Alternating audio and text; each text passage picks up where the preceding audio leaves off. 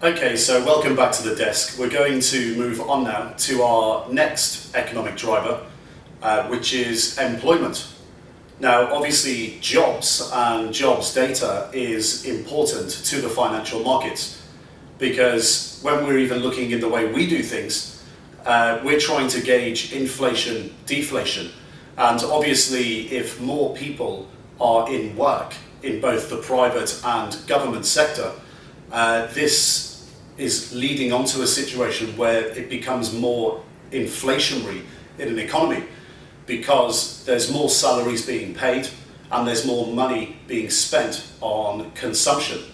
And also on the other side, there's more taxes collected by government, and government collecting more taxes can therefore spend more from the public coffers. So there's more money being injected into the system, both in the private and the government sector.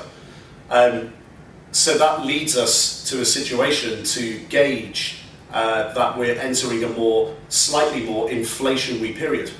And the opposite can be said and is true if there's less jobs in both the private and the government sector.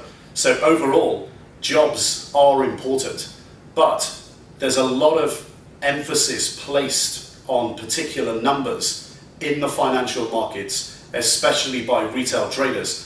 And we're going to be looking at the NFP number, the non-farm payrolls number. And there's a lot of emphasis placed on this by retail. And this is done for several reasons. We're going to find out those reasons when we go over to the computer screen. But the conclusion that we're going to get to here, that you're going to see, is that we need to kind of reprogram the way we do things, because the NFP number, although it's important, it's not just a situation in the financial markets as a trader where you base all of your decisions on one or two economic numbers.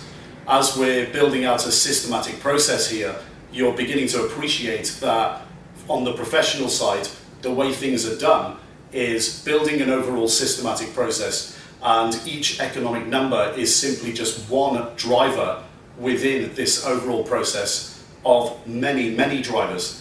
But also the way we analyze these numbers is actually quite different to the way the market analyzes them, or in particular the retail market. So for us, employment is just one driver that's part of an overall process of many, many drivers, and we assess the number historically to see what is normal and what is abnormal, and we use total objectivity, and we also use base metrics. So when we go over to the computer screen, you're going to see that there's different ways in which the professional side analyze NFP versus the retail side, and also the way it's calculated and the conclusions that you get to.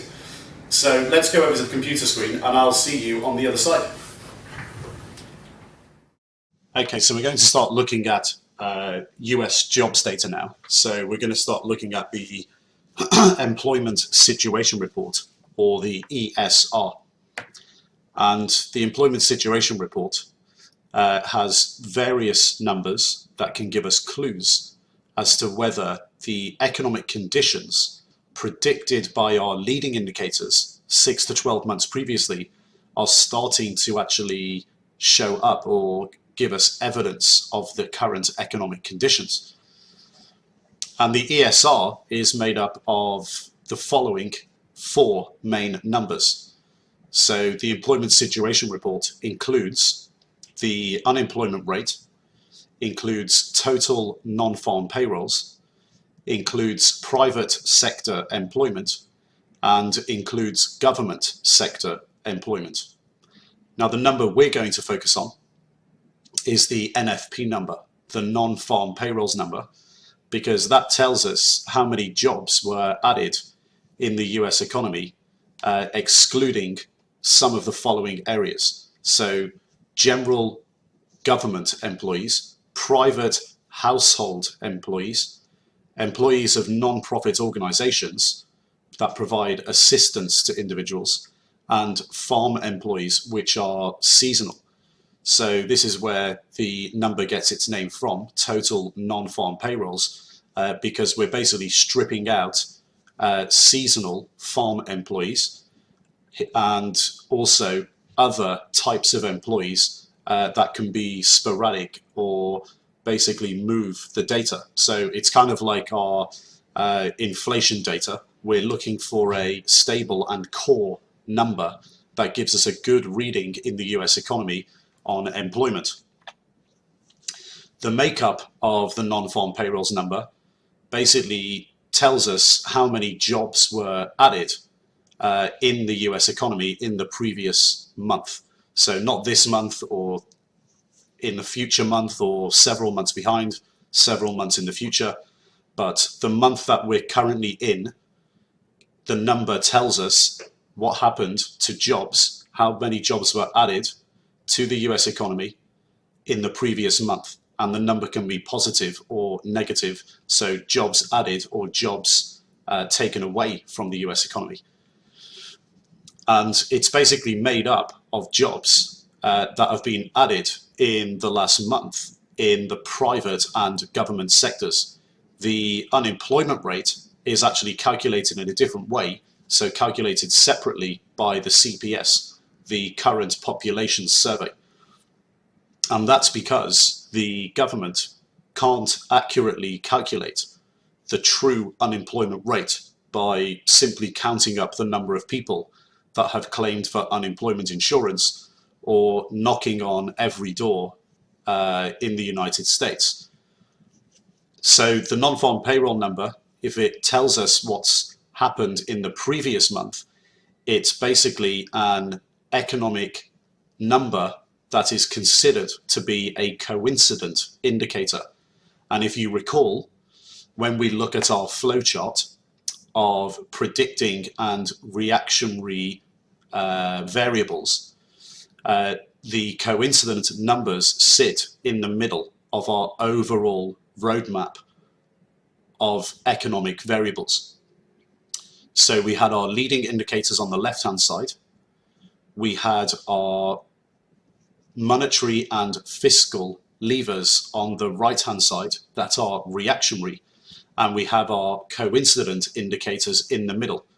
And unemployment is very similar to inflation in this way, because central authorities on the right-hand side are committed to making the variables, both inflation and employment, stable.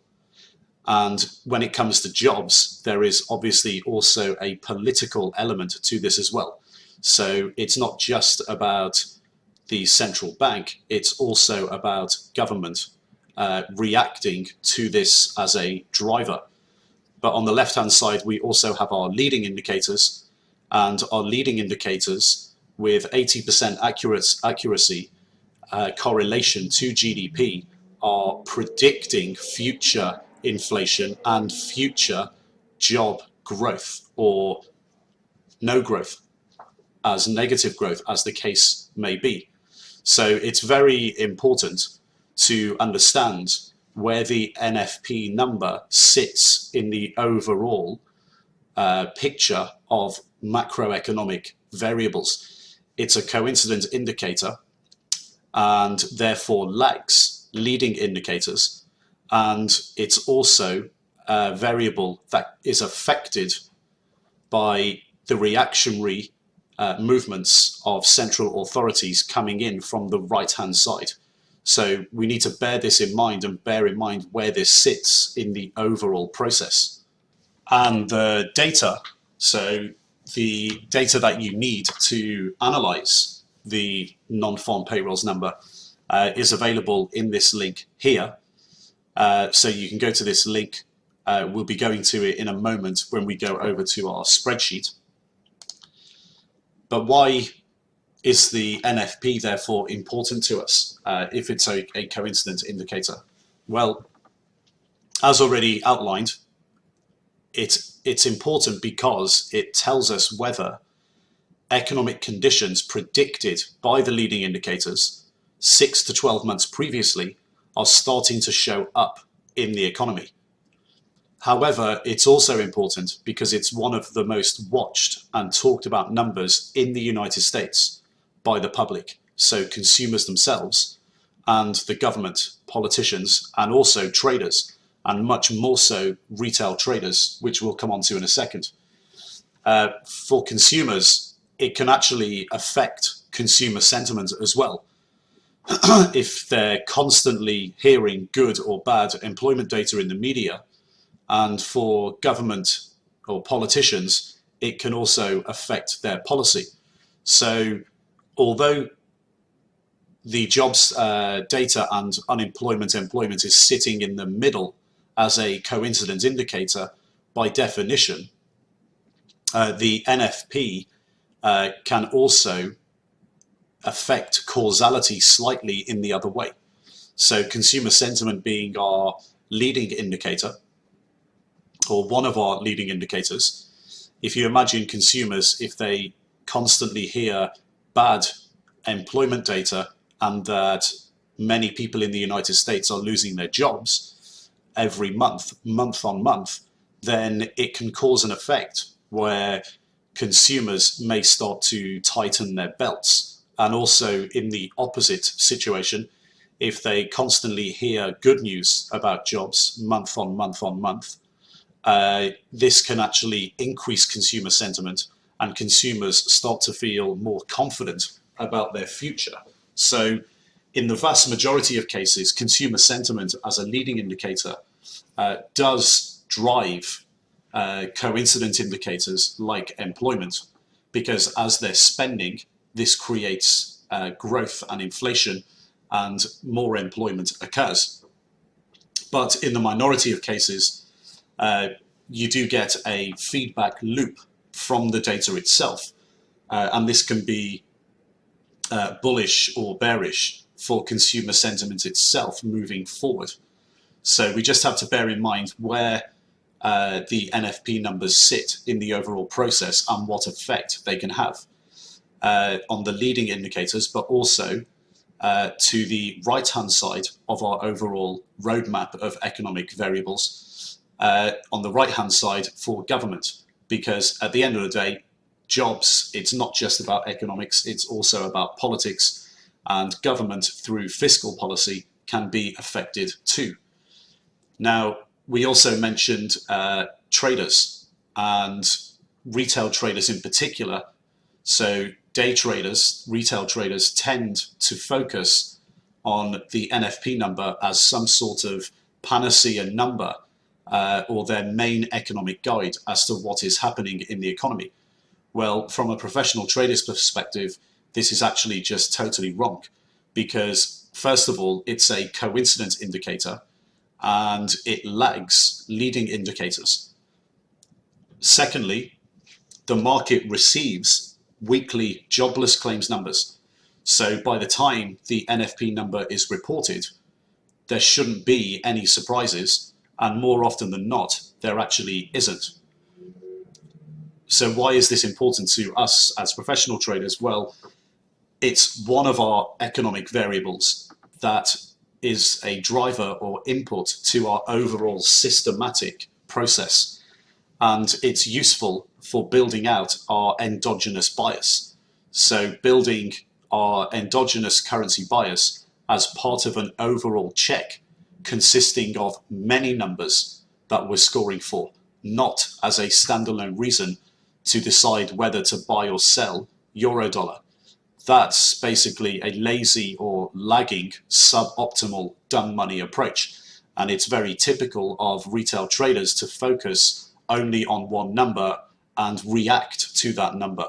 So initiate positions on a number that is actually backwards looking.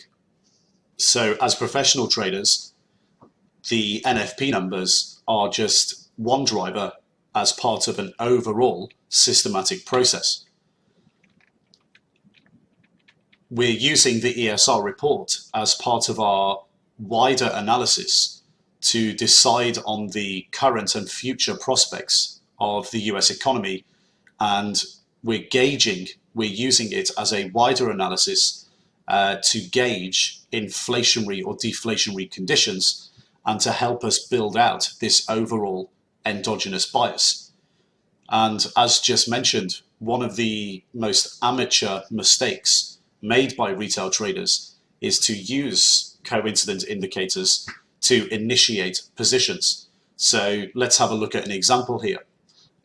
If it's forecast by economists that the NFP number this month, so the number that's reported this month, is giving you the data for last month.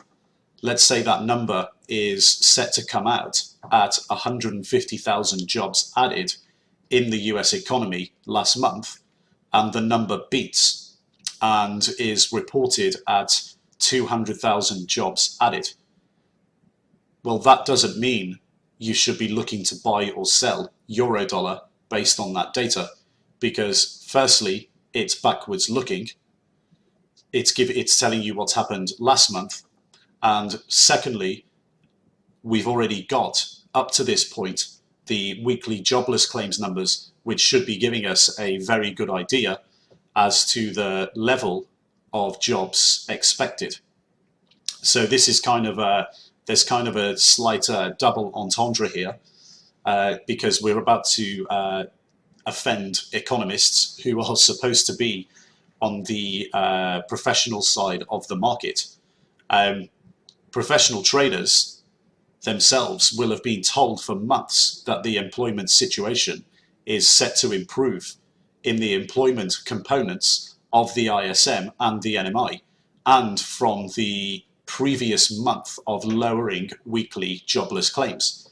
So you've got to ask yourself the obvious question here, which is, well, why aren't the numbers that are supposed to be the expected numbers moving to take this into consideration? Well, the vast majority of times the NFP number is going to be priced into the market.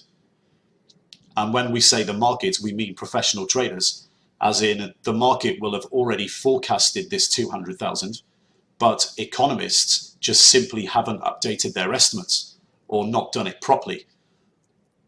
And what we also have to consider is that the 200,000 number itself is an absolute number. It's not a base number. So it's not a percentage comparison, as we've been looking at previously in the foundation section of the video series, and also in the other, when we're analyzing other macroeconomic variables. So a number like the NFP just beating can literally be a situation where economists, or just a few of them, haven't actually gone and updated their numbers properly. So you've got to be very, very careful with this number, because it really obviously isn't a panacea. First of all, it's reactionary. So it's a coincidence indicator that is backwards looking, and it's telling you what happened last month in the economy.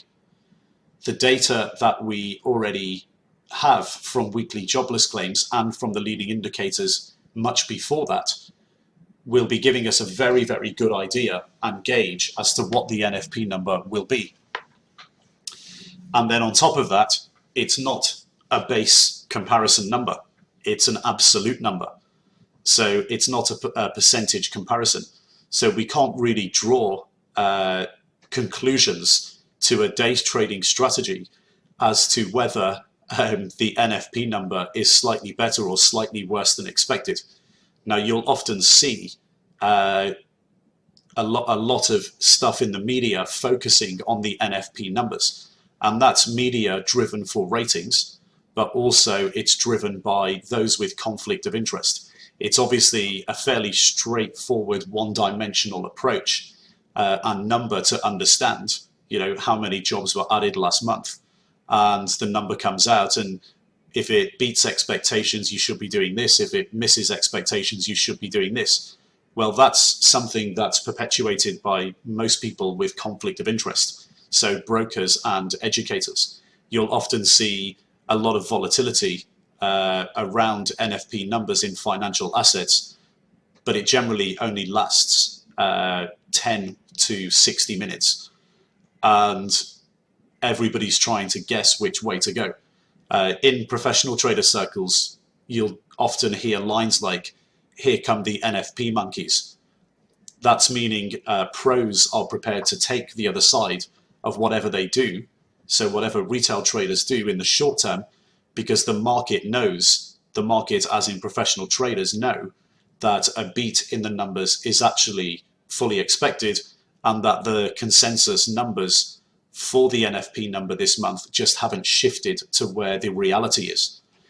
And when we say priced in, what we mean is that months before, the leading indicators, so the ISM and NMI, employment components, are actually telling professional traders that in a few months' time, there's going to be more jobs coming online. And these jobs will be counted in the NFP number, which is coincident, telling you what's happening now or the month before. So the professional traders know this, and the financial assets that are moving on the NFP number and providing them with volatility, those financial assets are either bought or sold months before the NFP number comes out, or in the previous month with the lowering weekly jobless claims numbers. And what's happening if you're a retail trader and you see the NFP number beat or miss expectations by a small amount, and you're trading these financial assets, what you're actually doing is you're doing the opposite of what the professional trader is doing, because the professional trader is now actually probably trading out, or trading out of a large part of their position and using the liquidity of the NFP monkeys to get out of that position. So you can see now how the causality works. And when we think of this in the bigger picture, you can start to appreciate why we have leading indicators on the left-hand side, governments and central banks with fiscal and monetary policy on the right-hand side. And those guys are respectively leading indicators predicting and central authorities reacting. And we have the coincident indicators in the middle, and employment is a coincident indicator as reported by the data and by the definition of the data. And the employment data is lagging the leading indicators, but it's also affected by central authorities and their policy. And that's due to creating economic growth from central banks, and also from governments, because they're committed politically to job creation. So when you think of the NFP, that's how you've got to think of it in the back of your mind. You've got to see the NFP for what it is in the bigger picture, and for what it is by definition. And it's still useful to us, as we've already mentioned, because it does give us a gauge on the future prospects of the US economy, and gives us a gauge on current and future inflationary or deflationary conditions. But we have to define it properly, and we have to engage with it in a systematic process and see it as one driver of an overall systematic process. And in our overall systematic process, it's one driver in the endogenous analysis, hopefully giving us a bias as to whether to be short or long the currency. So whether to be short or long bias. So which way are we leaning towards? Do we see inflation? Do we see deflation overall? And the NFP number is just one number that we look at. So you can start to understand and appreciate now how the differences between retail traders and professional traders are when it comes to analyzing economic data and how it's interpreted and treated. Now, how do we start to look at this data? Well, the first thing you're going to see when you download the numbers, you're going to see the nominal numbers, and these are really not very useful to us because we're not really learning anything.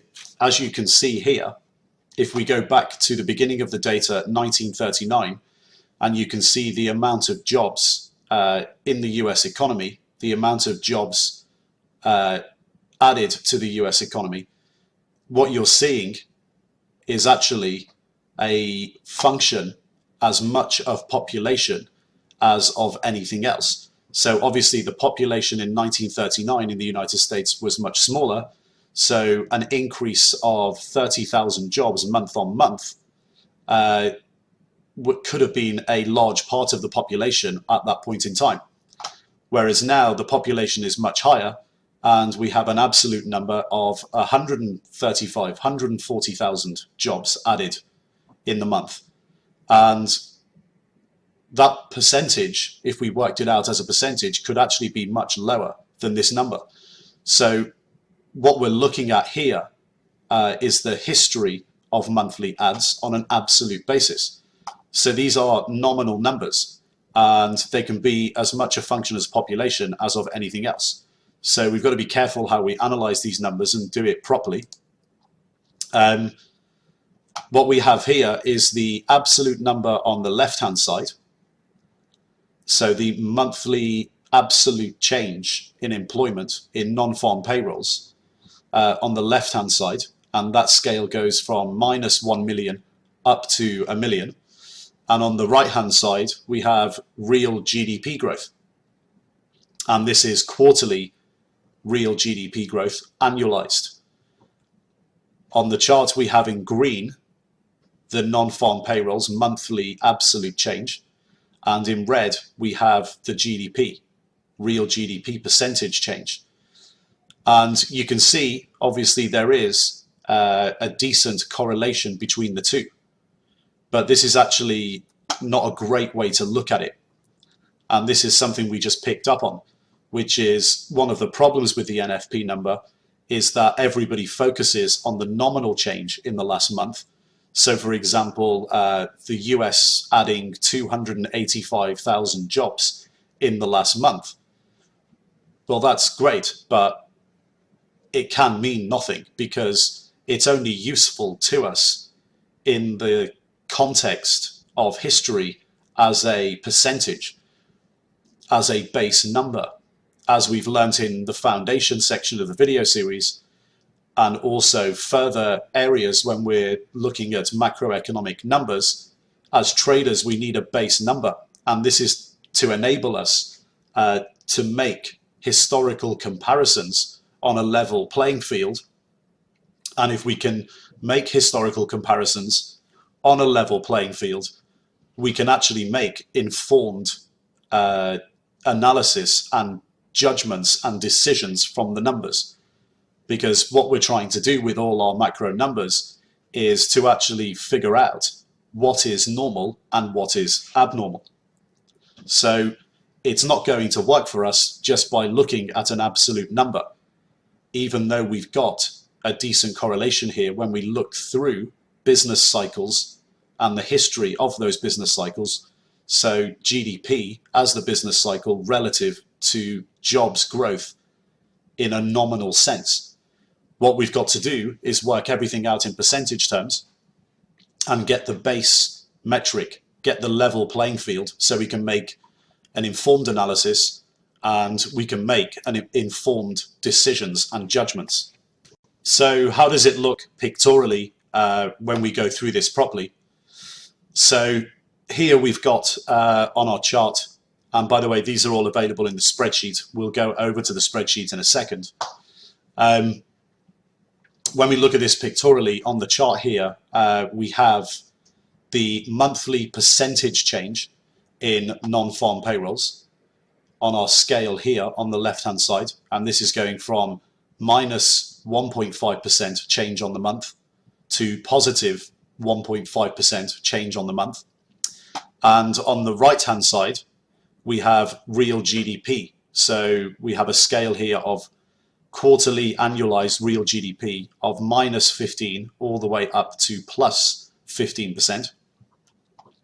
And you can see here that when we look at real GDP against the monthly percentage change in NFP numbers, we actually have a much better correlation when compared to the absolute numbers on the left-hand side. And what we're also doing here is looking to compare these numbers, like in previous analysis, to GDP to discover what is normal and what is abnormal. So what lies within one standard deviation and what lies outside the normal bounds, and we score accordingly. So we do our statistical distribution, as we do with many of our numbers. We figure out what is normal within the historical data and what is abnormal. So what lies within one standard deviation, what lies outside one standard deviation. And we look at our current numbers and we compare them and we scorecard across by looking historically at the monthly percentage changes and what levels those monthly percentage changes are associated with levels of GDP. So, for example, here, when we look at our long-term number, which is generally trending lower in terms of percentage changes,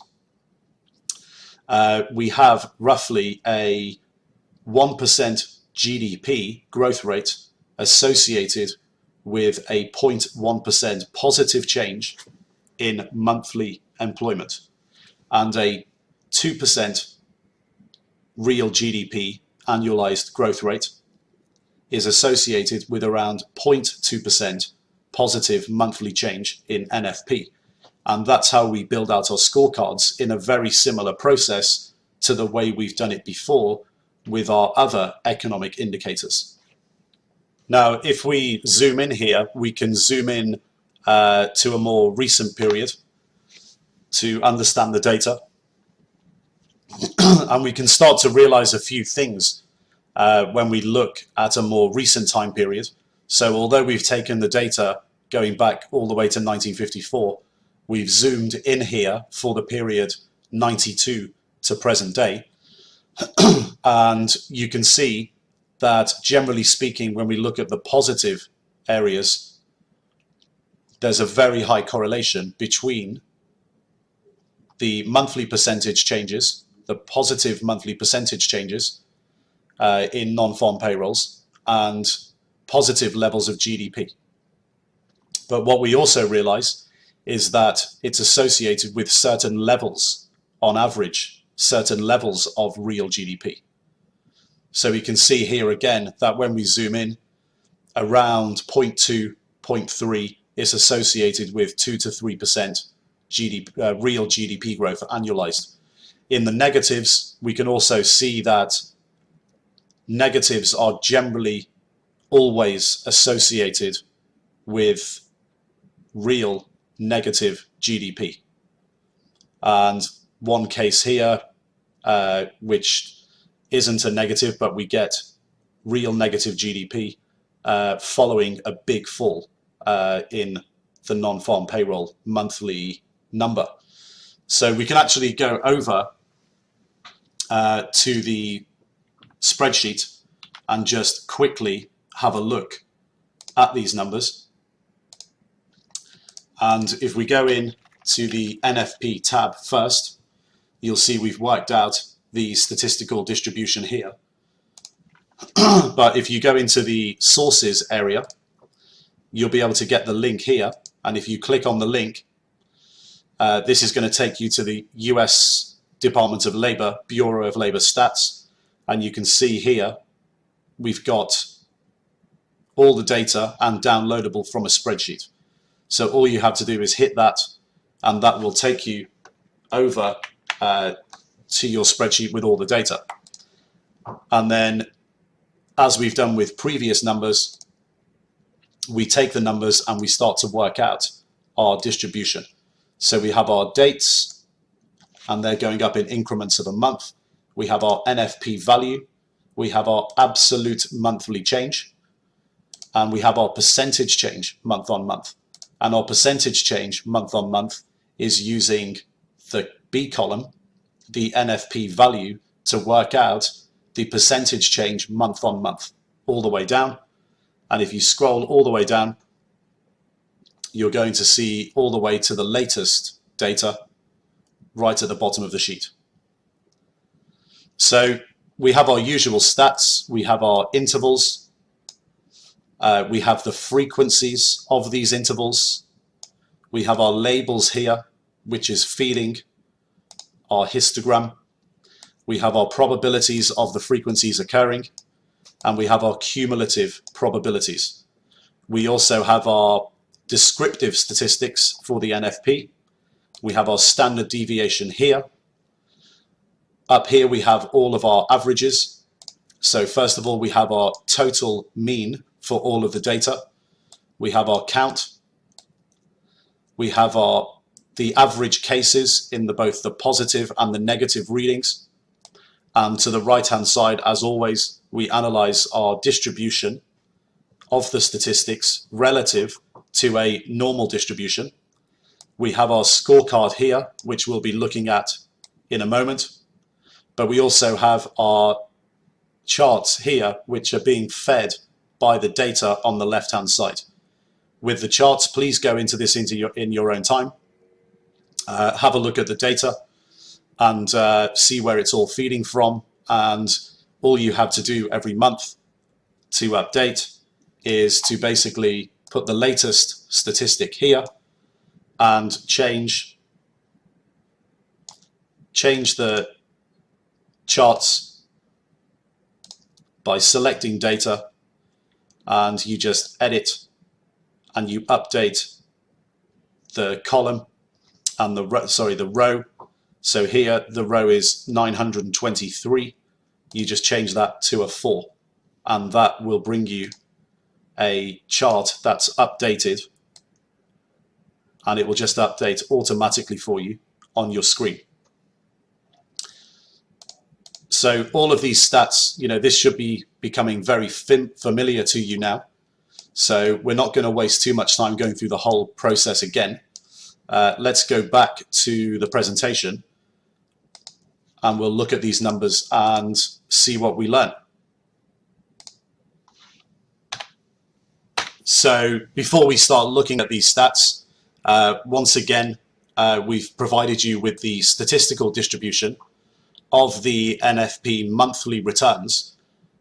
However, you should try for yourself doing a statistical distribution of the initial and continuing claims, because claims data leads NFP data and is provided weekly, whereas the NFP data is only provided monthly. And all the numbers are available in the download section here. Again, we go back to this principle of being the self-starter and having the self-starter mentality. You really do need to learn how to do all this stuff yourself. And throughout our education, we're sticking to the principle of not spoon-feeding you. So again, we're showing you the process. We've been through it. We've shown you the examples. This is something you should go off now and do yourself as homework. It'll be good practice for you. And this type of practice will help you to continue to stay on top of the data yourself forever, and only rely on yourself and not rely on other people to spoon feed you the analysis.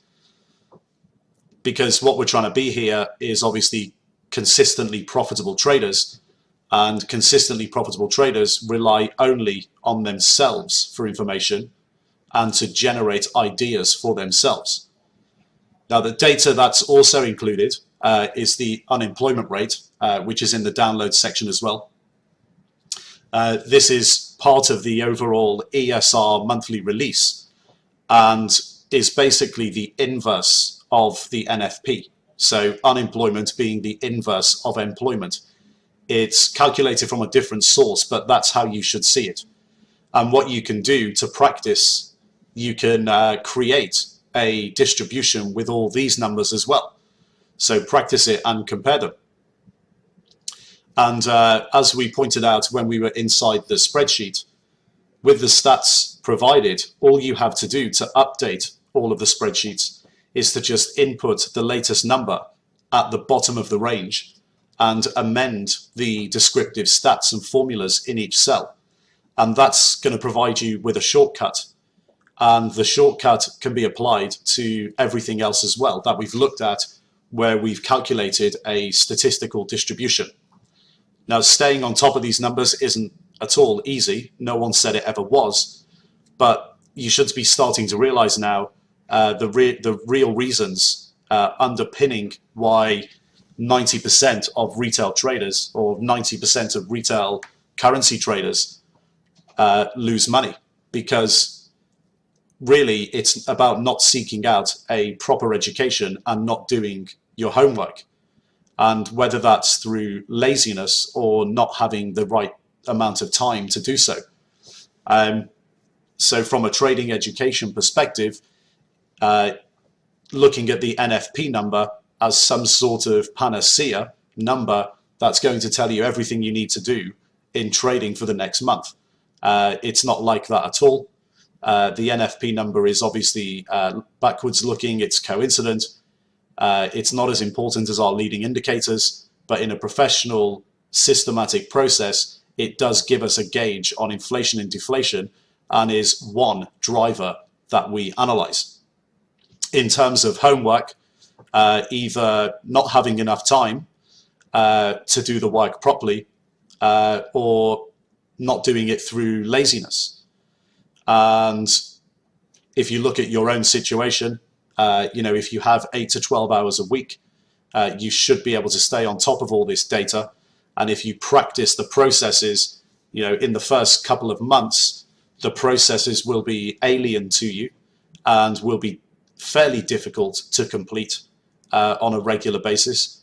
But once you've practiced several times, the numbers should be fairly easy to keep on top of, as long as you keep a good diary, download the data, upload the data to your spreadsheets, amend your data and charts, and you should be able to do it in a very quick amount of time once you've got used to the processes.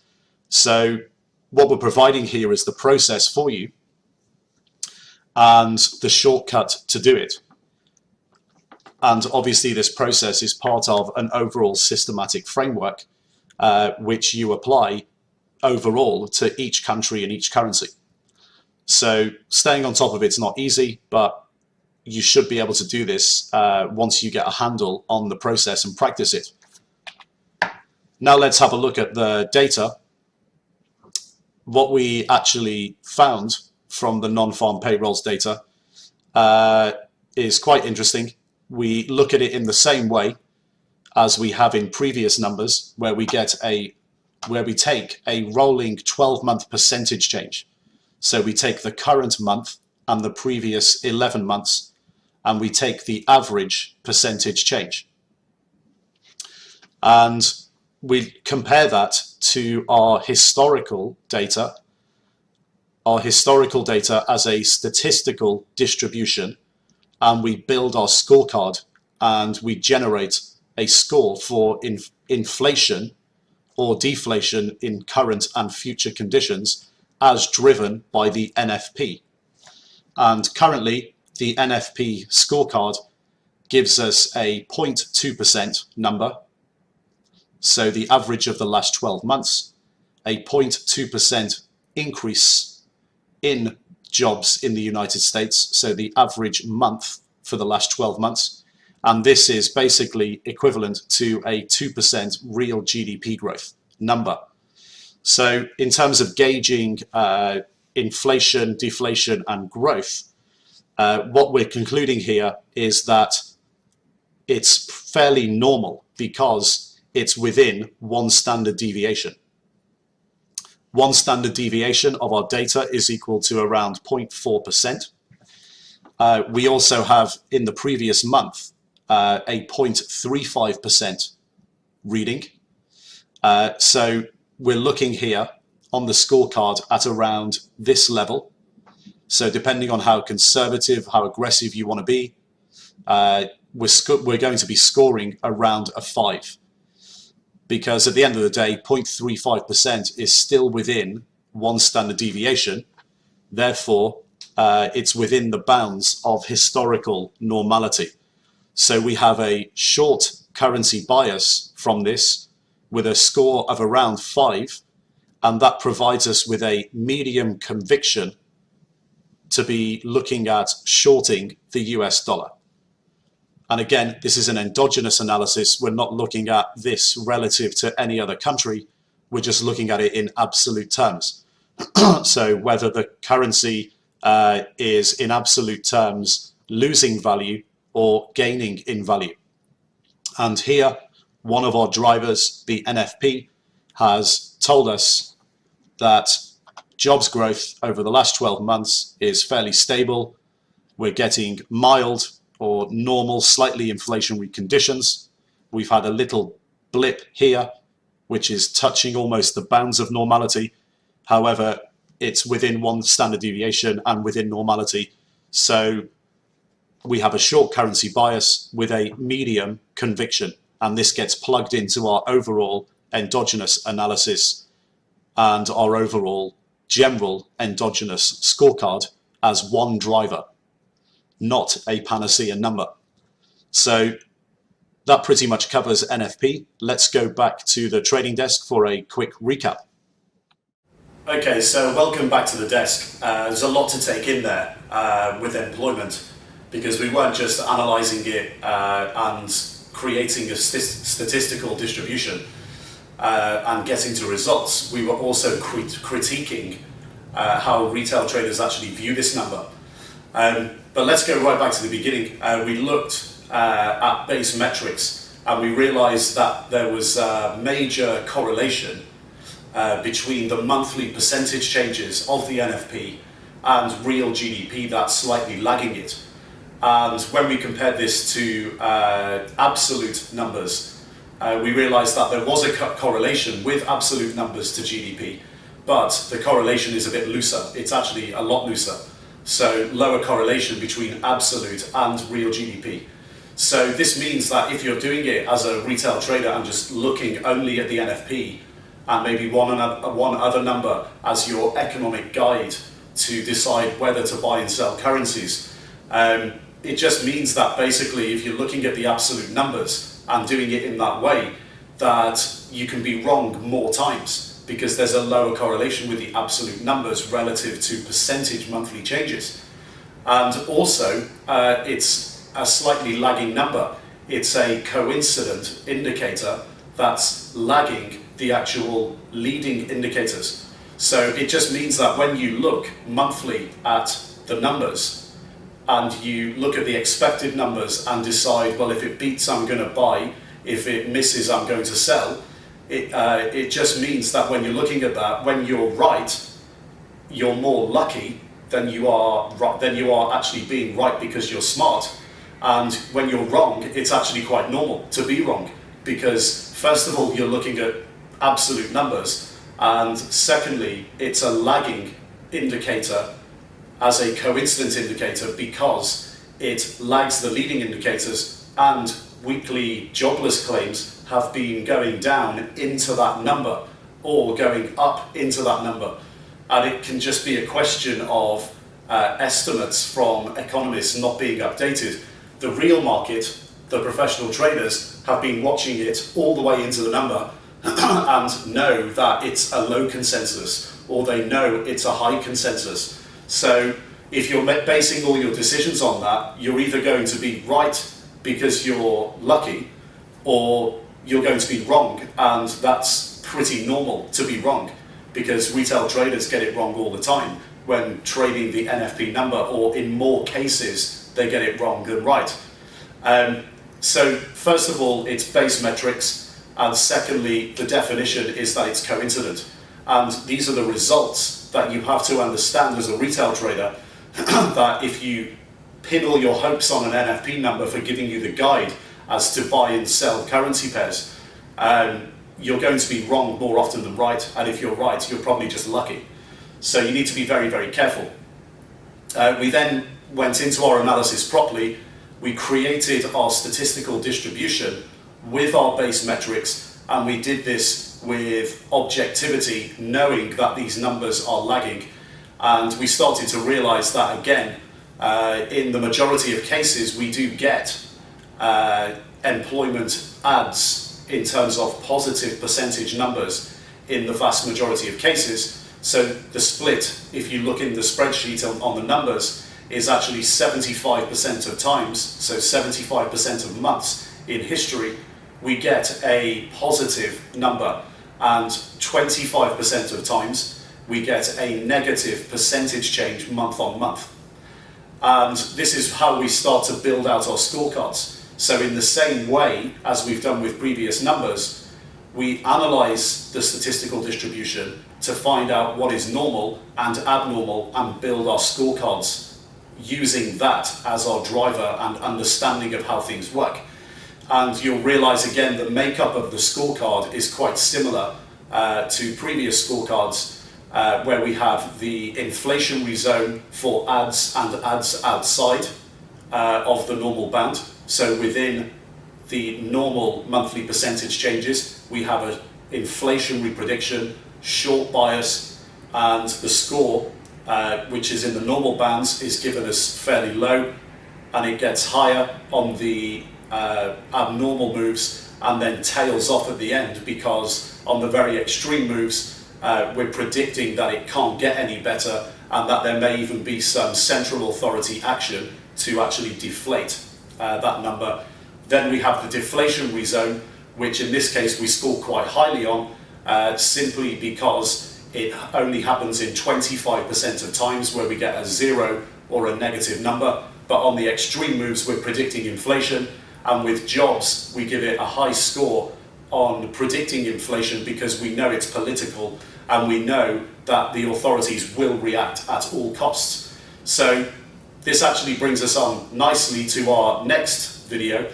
We're going on now to look at central authorities and how we actually analyze all the data from central banks and governments. So let's go over to the next video, and I'll see you on the other side.